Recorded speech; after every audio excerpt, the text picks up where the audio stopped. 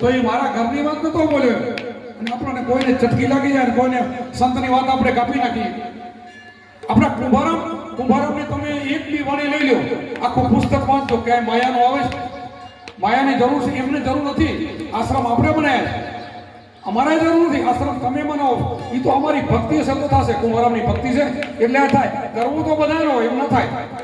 એ તો ભજન કરે, ભજન હોય, એના શિષ્યો હોય, એને ભગવાન માને છે, જેને તન મન ધનને અર્પણ કરી જતા એનો સર્વ છે, એનું કાંઈ નથી. વિદેહી જનક રાજા બધું જ એનું છે. તો એ ગુરુ મહારાજને આપે ને ક્યાં આપે? એ આપે ને એ લાવે છે.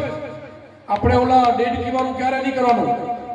એક ડેડકીથી ડેડકી ડેડકો કુવામાં રહેતા હતા. આવા વાર કુવો હતો, બહુ હારા ભરા હયા હતા, જારું હતું, જામી ગયું, એમાં કાંઈ દેખાય જ નહીં. 5 વર્ષ પછી 2-4 દરકાર પડ્યા. તો એમાં ઝીણા ડેડકા, એમાં પતા ડેડકી બે મોટા. હવે મોટા હોય ને એમ કે મારાથી મોટું જગતમાં કોઈ છે નહીં. ના, એવું નથી.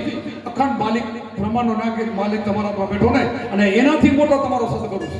એ મોટો છે, આપણે મોટા નથી. અને થોડોક સમય થયો, જારું હુકાઈ ગયું, માથે મોર આવીને બેસી ગયો. મોર બેઠો આવીને ડેડકી જોઈ ગઈ, તરત અંદર પાતાળમાં હેઠી ઉતરી ગઈ. ડેડકા ભાઈને કે હાલો હાલો, એના ઘરવાળાને કે માથે કોઈ મોટું આવ્યું છે. અરે ગાંડી, તો હાવ પાગલ છો કે આટલું ના સમજી કે મારાથી મોટું જગતમાં કોઈ છે જ નહીં. તો એને પેટ ફૂલાયું. ઓલી કે ના, કે આ પેટ ફૂલાયું નથી થાય, મેળ નથી આવે. આ તો બહુ મોટું તો કે ના, ઊભી રહે. બીજી વાર ફૂલાયું, અને આવું તો જોઈ આવી હતી બજાર. તો હાથ ચોટે ને, એને તો જોયું મોટું, અને જોયું નથી. ના માન્યો, ફૂલાઈને ફૂટી ગયો. એમ આપણા ઉપર કોઈક મોટું છે. આપણે એનાથી આ નાટક કરી લ્યા છે, આ એ બધું હલાવે છે, અને આપણે એની લાઈન દોરી માણસો. તો આપણા સંતો આ પગલાથી બહાર આવ્યા નથી. જગત જે કરે તે ભલે કરે, આપણે એ નથી કરવાનું. યાત્રા કરવાની મેળ આપણે ક્યાં ના પડે? યાત્રા તો હું કરવા જાઉં છું, પણ આ યાત્રા કરવામાં તમે યાત્રા કરશો, જગત યાત્રા કરશો, એમાં ઘણો સમયનો ફરક હોય. આપણે યાત્રા કરવા ગયા હતા, ત્રિકમ સાહેબ, રવિ સાહેબ, બધા એના ગુરુઓ કિમ સાહેબ, અને દ્વારકા ગયા હતા.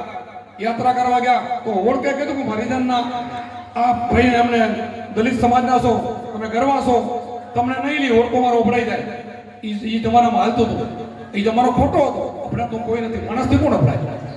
આપણે અભરાવાનો કૂતરા મિલાણાથી નથી અભરાતા. ફેર આપણે ફેરવી અને માણસથી અભરાવાનો આવે. એ હાજા હતા અને ના માન્યા, અને ઓળખાવાળા કે અમે નહીં લઈ. ઇતિહાસ બોલે છે, હું નથી બોલતો ઇતિહાસ. અને એને ન લીધા. ગુરુ મહારાજ નારાજ થઈ ગયા કે ત્રિકમ સાહેબને મેલીને આપણેથી ન દેવાય, તો આપણે પાછા ફરી. તો ગુરુજી, હું તમારો શિષ્ય છું, મારા ઉપર વિશ્વાસ રાખો.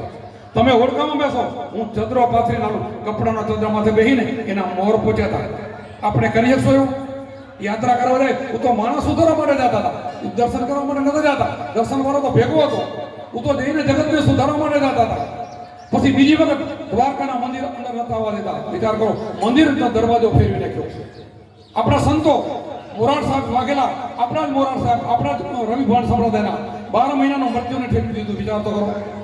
આપણા જીવન સાહેબ, આપણા જ સંપ્રદાયના, જામીન પડ્યા હતા, કોકના જેલમાં હતા. 1300 કોરીમાં ભગવાનનું સ્વરૂપ લઈને, વાણિયાનું સ્વરૂપ લઈને જેલમાં આવ્યા. 1300 કોરી લઈને મારા ઘરે દીકરો દીધો છે. મારા જીવન સાહેબના દર્શન કરવા 1300 કોરી રાજાએ લઈને છૂટા કર્યા. એવું આપણાથી થશે? ઈ જાત્રા કહેવાય. આપણે કીડીઓ મારવા જઈએ, જાત્રા ન કહેવાય. એક દ્રષ્ટાંત હું કાપતો કોઈને નથી, આપણને બધાને ખબર છે. અહીંયા રાજસ્થાનની અંદર લખમાબારી થઈ ગયા. એક આખો સંઘ જાતો હતો. એ સંઘનો એવો નિયમ હતો કે 4 ધામની યાત્રા કરો, એના ઘરે જમવું બીજે નહીં. હાલતા રાજસ્થાનમાં ઉતરી ગયા. આવીને લખમાબારીના ગામમાં આવ્યા. અંધારો પડી ગયો. કોઈક ભાઈ કીધું કે તમારા ગામમાં કોઈ સંત હશે તો અમારા લખમાબારી છે. એના ઘરે રોકાણા ગયા. બેનને કીધું ક્યાં છે ભગત? તો કે હમણાં આવશે ગાડું લઈને. અંધારું પડવાયું. હવે આવતા જ હશે. ખેડૂત હતા, ગરીબ માણસ હતા. એના ઘરે સંતો આવતા ને જમાડતા હતા. એટલું જ કરી શકતા હતા. આવ્યા, રોકાણા.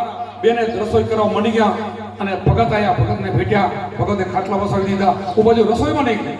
હું રસોઈ કે તૈયાર થઈ ગઈ ને આ બાજુ સંતો કે અમારાથી જમાય નહીં. પેલું તમારે પૂછવાનું છે કે તમે 4 ધામની યાત્રા કરી છે? ના પ્રભુ, મેં 4 ધામની યાત્રા કરી નથી, હું નીકળ્યો નથી.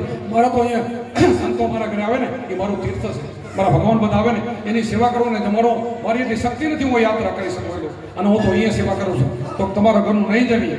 એ સમયે એને આંખમાં પાણી આવી ગયા કે હું તો પાપી કહેવો ને, તમે આવા સંઘની દીકરાને જો મારા ઘરે ન જમો. આજ દી સુધી એવું બન્યું નથી કે મારા ઘરે કોઈ જમે નહીં, ના તમે ભૂખ્યા જાઓ.